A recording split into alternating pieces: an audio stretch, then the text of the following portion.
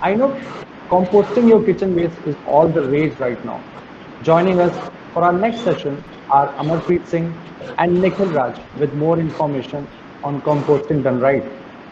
Our moderator for this session, Nikhil, is currently pursuing his engineering at NIT Surathkal and is extremely passionate about sustainability and the circular economy. He has been a keen observer of the space and believes he can be a true practitioner of sustainability as he builds his career. All of 21, his passion for the subject already reflects in his daily actions today. It is people like Nikhil who hold hope for a better future and a livable planet for all of us. Handing over to you, Nikhil. Go ahead. Thank you so much for the introduction, Anurag. So, I'm really very honored to be a part of the sustainability positive event brought up by Quest.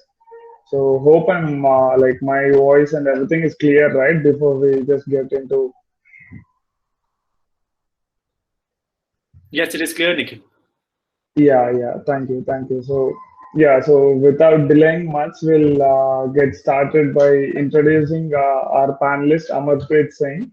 So, yeah, Amarpreet Singh heads business strategy and sales at Daily Dump, and Amar believes that systemic thinking and designing products that change consumer mindset around sustainability are key towards changing the way waste is managed in the country, and that's absolutely true. So Amar, going back to his qualification, Amar is a trained civil engineer and an alumni from of social entrepreneurship program at INSEAD Singapore.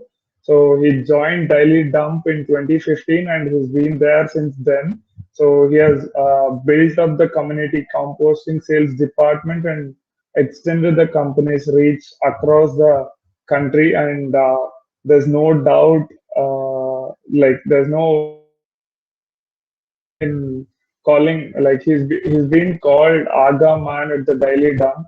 So we'll hear it from our Aga Man himself. So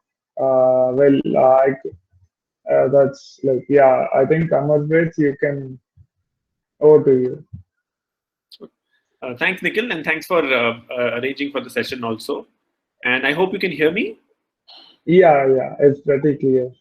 Okay, perfect. And okay, so yeah, hello to everybody, and my name is Amar, and as Nikhil mentioned, I am from Daily Dump, and at Daily Dump we are a 15-year-old. Actually, we're completing our 15 years this April, Nikhil. So we are a 15-year-old organization working tirelessly to get people to manage their kitchen waste better at home.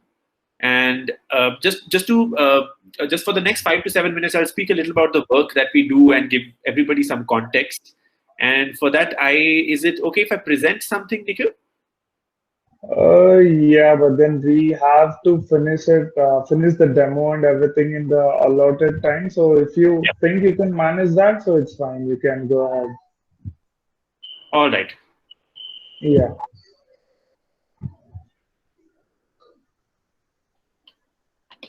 Is it visible, the screen? Yeah, it's loading. So yeah, it's visible to me. I think it's better if you present. Yeah. Yeah. Can you see the slide? Why should I compost? Yeah, we can.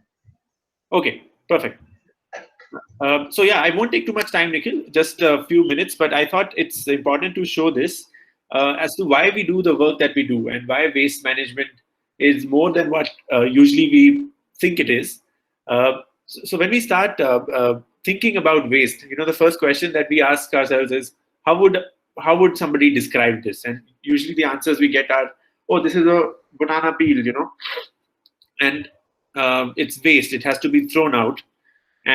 But when we go ahead and really explore materials and ask ourselves, what is the importance of this, and is it just a banana peel or is it something more than that, we actually end up finding things about a material which we did not know when we look at it from a different lens. For example, banana peels are actually full of nutrition.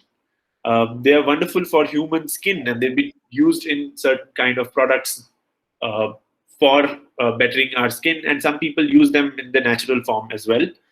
and they are a perfect design by nature. This is what a packaging design should be, which is a banana peel and really keeps a fruit inside intact. And when you look at things from these various different angles, you realize that this is just not waste. It's actually something slightly more valuable. So what we did at Daily Dump was we looked at kitchen waste. We thought, okay, let's see what's there in this thing called kitchen waste and what is it made up from, and where does it go. And we found out that this thing in your jar, which looks like kitchen waste or food waste, is actually not just food waste. It's got these other facets to it which we completely ignore every day when we deal with our waste. For example, the first one is 60% of your waste that you produce as a household is actually food waste. It's wet waste and it's full of nutrition. And in the second part of the picture, you can see a lot of food waste goes out in lorries, and a lot of water actually, leachate actually flows. Leachate actually flows out of the kitchen waste and it goes down into the soil and creates big problems for groundwater. And the third thing that you see in this picture, when we take care of our waste better, when we segregate our waste better into different categories, it actually creates opportunities and income generation for people who've been dependent on this industry for many, many generations. So when you take care of your waste, you're not only just taking care of your waste, you're actually contributing to livelihoods. Number 4, when waste reaches landfills, there's just so much greenhouse gases emission that happens, and waste management suddenly becomes a problem of climate change. And the fifth part of this picture, where you can see compost in a jar, you realize that most of your waste is kitchen waste. It's fruit, it's food, and it's stuff that is so full of nutrition that it can actually be converted back into compost and put back into our soils. And then you realize that there's a cyclic nature of waste that one can unfurl. So that's what composting is, and that's why when we at Daily Dump, when we work for composting and getting people to compost, for us it makes so much more meaning than just managing waste at home. It helps change behaviors of people. It helps to mitigate climate change. It helps to create jobs, and so on and so forth. But right now on screen, you can see that what is exactly composting. It is basically converting your kitchen waste, which is full of nitrogen, into compost in the presence of oxygen. So this is basically the chemistry that goes behind formation of compost. And composting, there are many myths around it. But to be honest, it's one of the easiest and calming and wonderful things that you can do at home. And some of the myths are, people feel that when I compost at home, it's going to be really smelly and bad, and it's just not going to work out because my waste is going to be lying at home. That is absolutely false. These days, you get composters and you get methods of dealing with your wet waste at home which are completely smell-free. Another myth is that if I have to compost every day, I have to spend a lot of effort and energy on my part, and it's going to take a long time. Again, it just takes 2 to 3 minutes of everybody's time to do composting at home. But the benefits it has completely outweighs that 2 or 3 minutes spent for managing or for putting your waste into a composter. Then the third myth is that if I have to compost, it's going to take a lot of money. I'll have to spend a lot of money on a product, and then I have to spend a lot of money on managing it. That is also absolutely not true. Actually, composters are pretty affordable. And again, I'd like to say that for the benefits that you get from composting your wet waste, spending a very small amount of money to get a composter seems very less after that. And one of the biggest myths we find at Daily Dump is people feel that composting is actually unhealthy, and keeping waste at home and keeping it composting or decomposing in our own balcony or in our own porch actually is creating mosquitoes, or it could cause diseases to the family. Absolutely no. And in fact, there are so many, we have lifestyles these days which are far more unhealthy, and composting is actually quite the opposite. Actually, you're preventing the waste from going out and polluting the landfills, and it's a very healthy material that you're creating at home, and it's just literally food for your plants and nothing else. Another myth that if I compost, there'll be lots of bugs, there'll be lots of insects that come into the composting pile. So when you compost, inside the pile, you'll always find 1 or 2 very good bugs. And by very good bugs, we mean they're not harmful, they're not disease-causing pathogens, they're literally a part of the process of composting, and they completely disappear after your composting is done, and you can't see them anymore. So yes, there are bugs, but only the good ones. And then the last myth is people feel composting is only for gardeners. Again, no, everybody can compost. Even if you have no plants at home, you can make compost, and all you have to do is take that compost once a month, and you can go put it to a tree, because it's a wonderful food for the plants or trees of any nature. So this is what it is, and that's why composting just makes so much sense, because it's easy to do. It changes people's behaviors around waste. It creates big impact because it's preventing 60% of our waste from going out into the landfills, and that's what really keeps us going. And just to quickly tell everyone what can go into a composter is, all kinds of fruit peels, food, eggshells, flowers, uncoated paper, tea and coffee. Basically, food from your kitchen can all go into, and even meat, bones, and fish. Sometimes people feel that we cannot add into a composter. No, you can absolutely compost it at home. Then there are things which people ask, okay, cannot go in. Your coconut shells, which take a long time to decompose. Any kind of dry waste like old batteries, disposables, newspapers, and so on and so forth, cannot go into a composter. And then, and just to give everybody context, now this at Daily Now, we were the first organization in the country to actually start doing something as home composting, and introducing people or exposing them to this art of composting. But now we have a thriving community of more than 70,000 odd families who actually do it at home, and more than 500 odd communities who do it on a larger scale in their communities or apartment complexes and organizations and hospitals and so on and so forth. And lots of places people have started. So, and the reason we're telling this is, when people start composting, they feel, oh, is this like, will this work out? Yes, absolutely. It's a proven thing. Thousands of people are now doing it at home and creating wonderful compost for their plants. And then, of course, we support people along the way, but we can talk about that later. And then now, just to show off what are the things available that people can compost in. There are all kinds of shapes and sizes of products that are available, which we can, of course, discuss a little bit more about, Nikhil, when we do question and answers. But from a small house to a big community, you can start composting now. And then there are solo kits available. And yeah, so this I just wanted to share quickly, Nikhil, on just to give a context of what we do. And all I want to add to whatever I just spoke was this part about behavior change, and that is something that really we feel highly driven by. I think at one point, people, and especially since we're talking of sustainability, at one point you just need to take a step, and stop overthinking or overanalyzing. Just try to do something and see what impact it has, and also question. There is never one right thing or one wrong thing in terms of sustainability, and usually people feel that this is absolutely bad and this is something that needs to be done.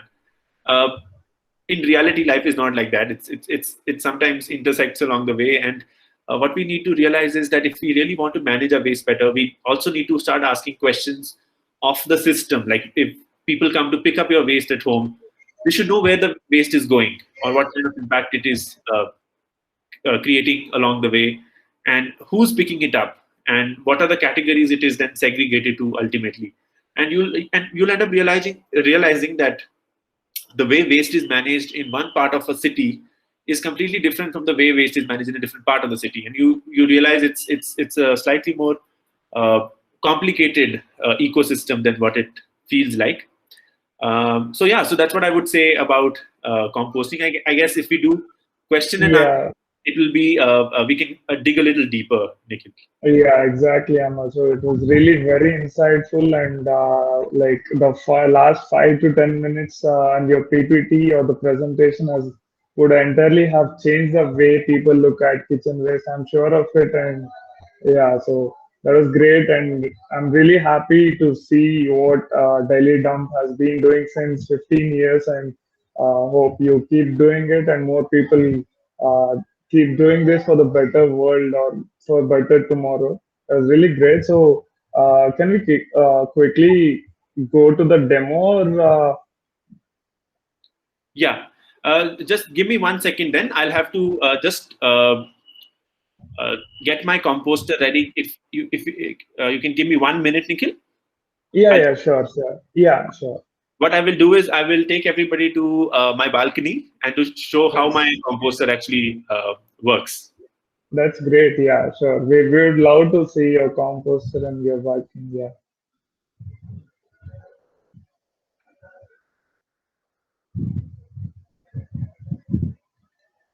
And meanwhile, hope everyone is enjoying the session and having some insights from it. So, like I already have a few questions who have sent beforehand.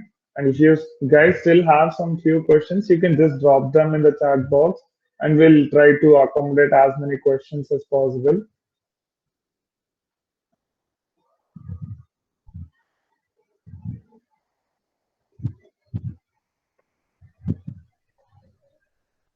Yeah, and someone has asked for the PPT. Surely we'll check with Amarpreet, and maybe Aquest will mail all the registrants with the material. And like, yeah, even I felt that PPT was really very insightful to all of us, or maybe at least for the beginners, it's really great.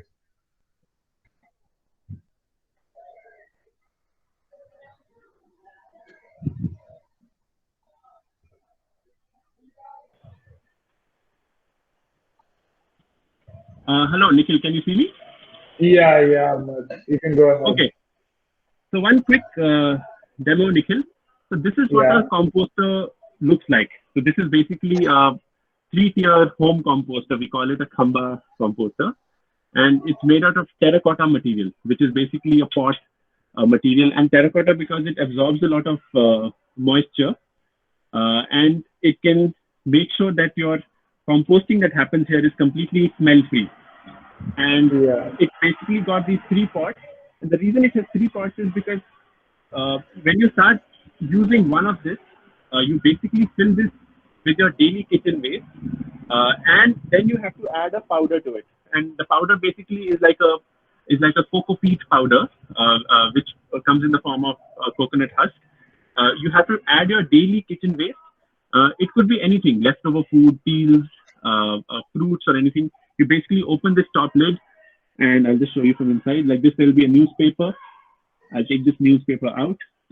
I'm sorry if I'm just handling the camera a little haphazardly. So no, like no, this, it is there. yeah, it's And then, fine. Yeah, yeah, and then I'll add my daily kitchen waste into this, and then cover it up with the powder, and then I will just close the lid like this. And this is typically for a family of 4 members, the size of a composter. So once I start keep filling the waste and the powder, it fills up. This first pot will fill up in about 15 days time approximately. And then okay, what I'll do, okay. I'll shift this here, and the second one will come on the top. So I'll literally just change it. And the reason we do that is because you don't want to spend too much space on composting. You want it to be, at one corner of your balcony. Like if I show you, this is actually my balcony, and this is just sitting in one corner of it. So, and that this is all the space you need to make compost. And then once you flip these two, then the second one would have come here. Then you would completely fill this one up, and then it would take another 15 days. So by the time the material in the second one would be 30-day old, and it would have become slightly uh, dark and crumbly, and it would smell of fresh earth. It would not smell of waste anymore. But you can still mature it further. So what you will do, you'll remove the stuff from this, keep it in the third one. The third one always remains at the bottom because it's like a storage container. And again, the empty one comes on top. So you're basically flipping the top two, and the third one becomes your storage thing for your compost.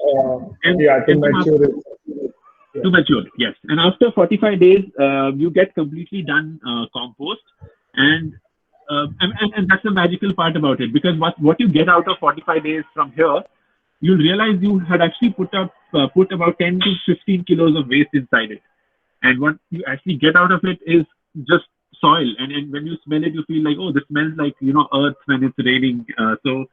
How did that happen? And that's how people really get. And that's why I was talking about behavior change, and how adopting small things and really starting off and without overthinking.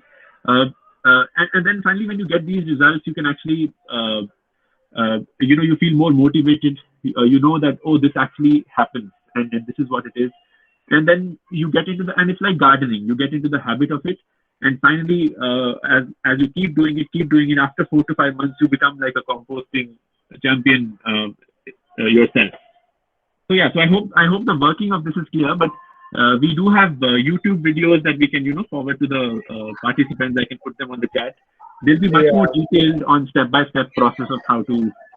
Yeah, sure. We'll do that, because as we are short on time, we'll maybe quickly move to the question answer session. Like Sure. I could literally see the smile on your face when you're describing or showing the demo, and I understand that's how motivated you guys are to support composting, and that's how whoever has been Yeah. composting the daily dump or any others are Yeah. really happy and looking forward. So it is like a Sure. really good thing.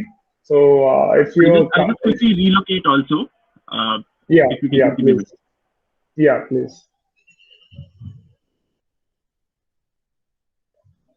So meanwhile, someone has like Gargi has asked, is it specific material that we use for composter? So Amar has mentioned that they use terracotta or the pot based material for the composter they do. So we'll ask him for more insights about that soon.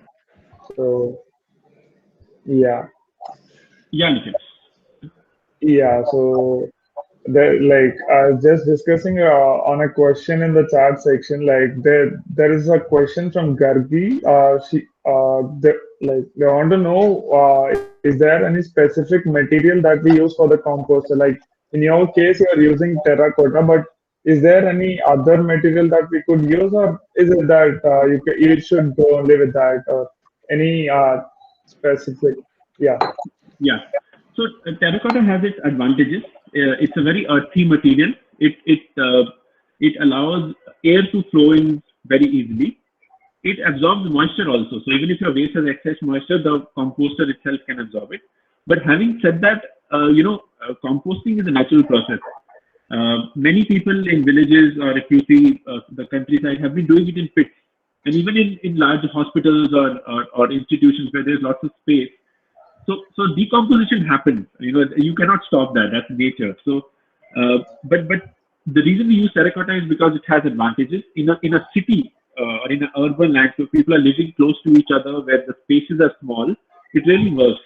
But you can also, like people do, use even plastic. A Drums food grade and plastic bucket yeah. can also be used for composting. But in that, Right. it's just you have to put more of the cocoa peat powder. You have to make sure the moisture is absorbed, but you can Yes. still compost it. So we do terracotta because it as a material. It has so many advantages, and we've been working with artisan communities for quite a long time to do that. Yeah. That's really great. So yeah, we'll quickly move on to the next question. So this question from Abhishek and Aniket. So both of them are quite similar questions. They want to know what needs to be done if compost has maggots, or how do you prevent maggots or insects from getting into your compost? So that is something you covered in your PPT. But then if you just have a few insights, you can just share them quickly. Yeah. No, actually, it's great to speak about maggots because maggots also appear when the decomposition process is going on.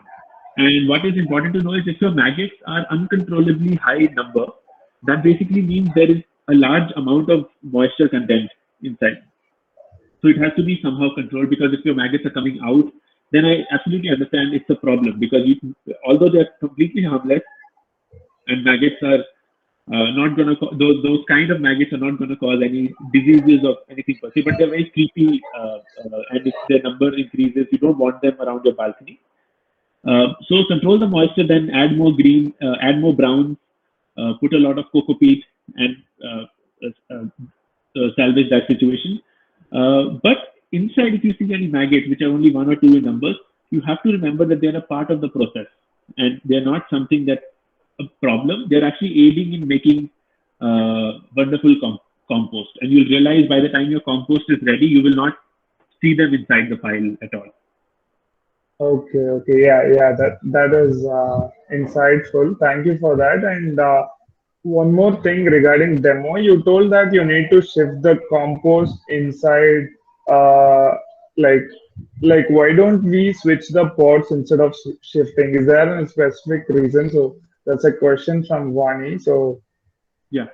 yeah, The first two pots can be shifted. In the first two pots, we were shifting the pot itself. We were actually not shifting the material. Only the bottom one remains at the bottom because the bottom one has a solid base to stand at the bottom.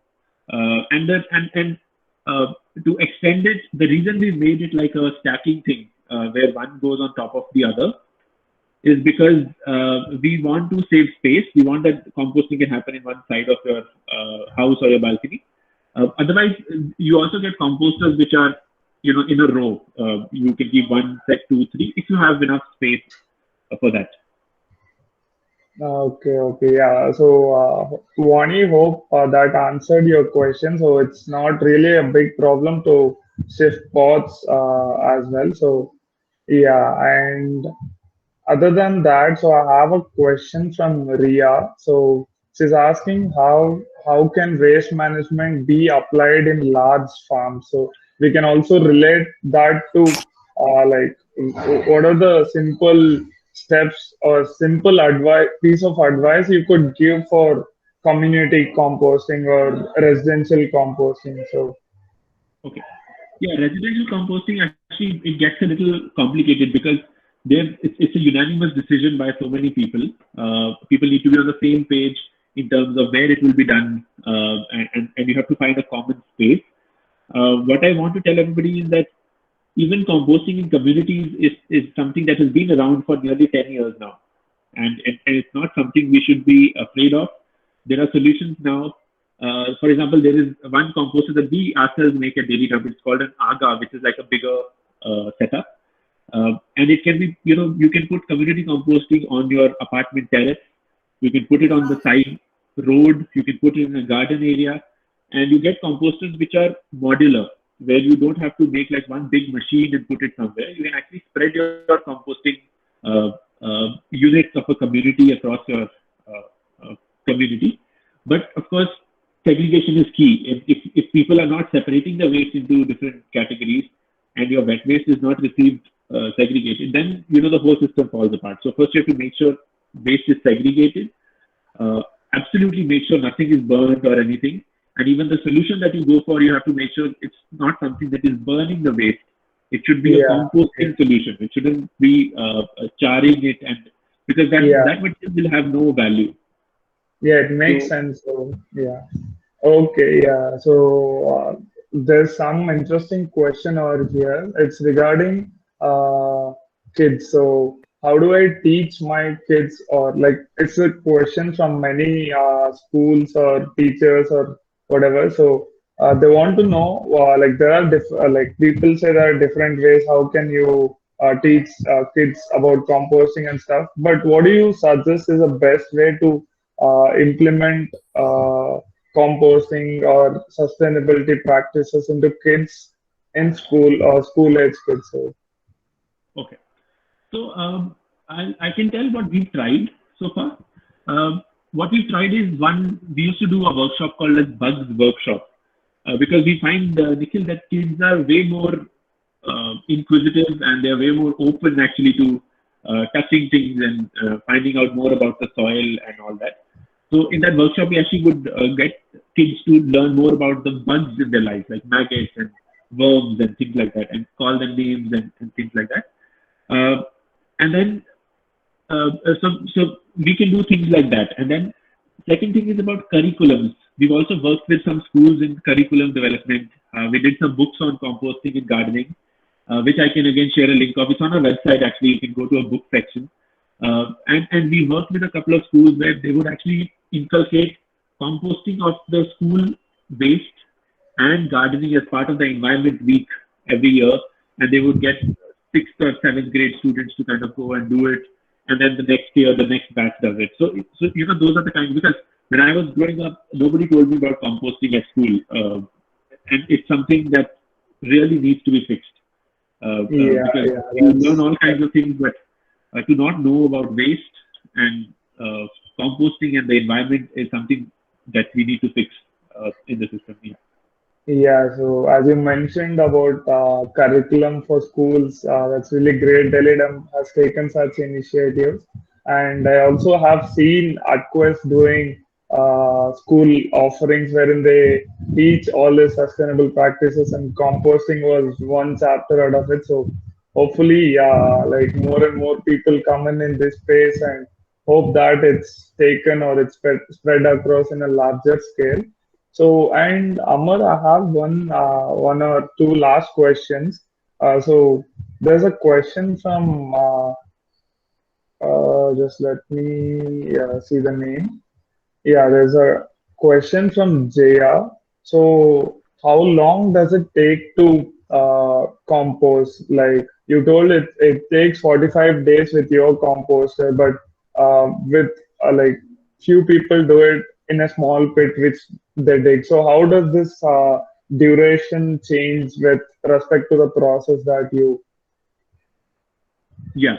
So we can usually 45 days is the period it takes for the aerobic composting process, which is the kind of process that the kind of product that I was showing you use.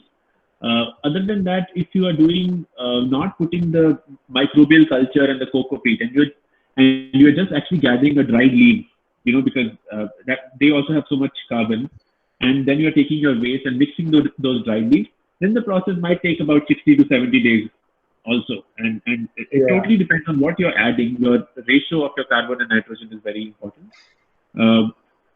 So, and in case of community composting, when you do it in a larger scale, we found that when you have a pile of about a meter high, the temperature rises inside. So in fact, in case of communities, the process becomes faster.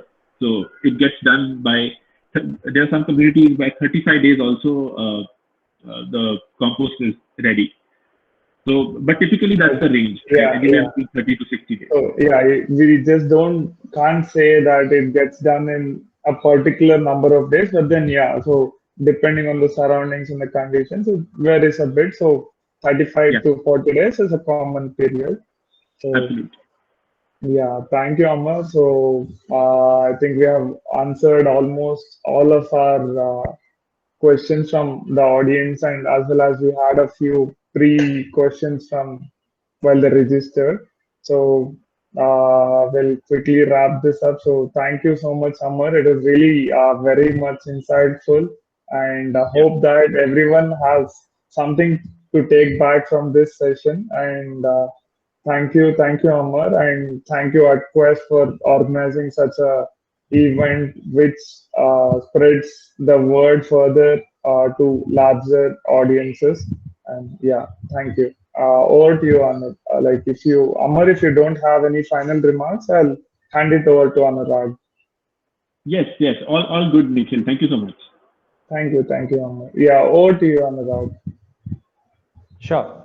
Well, thank you, Amarpreet and Nikhil, for such an insightful discussion. And I hope this is truly turning out to be a learning session for each one of our attendees. As far as I'm concerned, composting at home is the new item in my bucket list. Now, before we move on to our next session, I'd like to share a short video that exhibits a typical day of an apartment resident when the society has adopted various aspects of sustainability. So just give me 5 seconds and do have a look.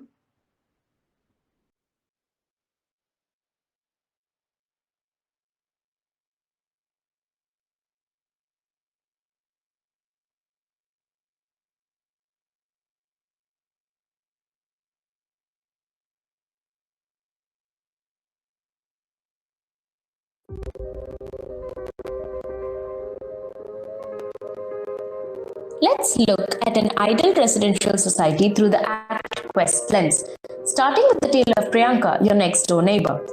Priyanka works at an MNC as a tech specialist. She turned 38 last week and is married with a young daughter. She moved into the society 3 months ago with her family. She loves food, enjoys traveling to new places, and is a self-proclaimed fitness freak who never misses her morning sweat session.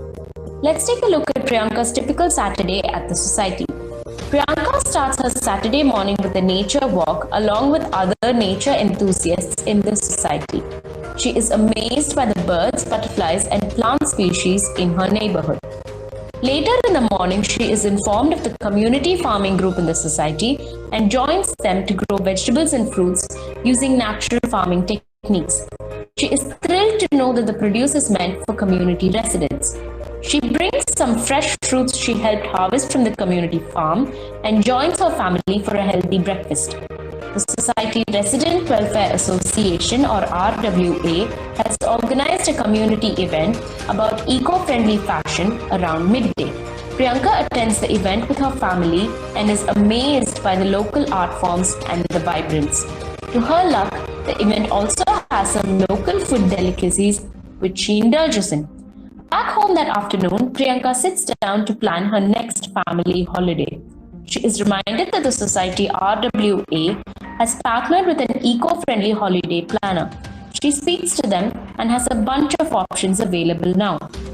In the evening, the RWA has organized a workshop for its residents on techniques for efficient water and energy management. Priyanka attends the workshop and decides to bring changes in her daily lifestyle to be more environmentally conscious and responsible. Later that evening, Priyanka and her family attend a celebration at her neighbor's house. Her neighbor, who is also an RWA member, has ensured that the event is entirely zero waste. Priyanka's 10-year-old daughter, who has been keenly observing all evening, firmly states that she wants her birthday celebrations to be organized in the same sustainable manner. As the day is ending, before Priyanka heads to bed, she decides to update her actions on the Green Compass to see how her activities during the day have contributed to a better planet. For those of you who aren't aware, the Green Compass is an interactive venture by AtQuest to help the user visualize and manifest how their day-to-day activities at home and beyond can impact the planet and how they can play their part in achieving the UN Sustainable Development Goals. It additionally provides digital badges to help encourage the user to go one step further in helping the planet. Apart from individual contribution, AtQuest can help your residential society be greener and more sustainable, like Priyanka's case which we just witnessed. We can help you learn, providing exclusive workshops on sustainable and eco-friendly living. We can help you act through community-level sustainability projects and activities. This in turn will help you achieve significant visible results which can be recognized, and you can view and celebrate your efforts through AtQuest's Green Compass.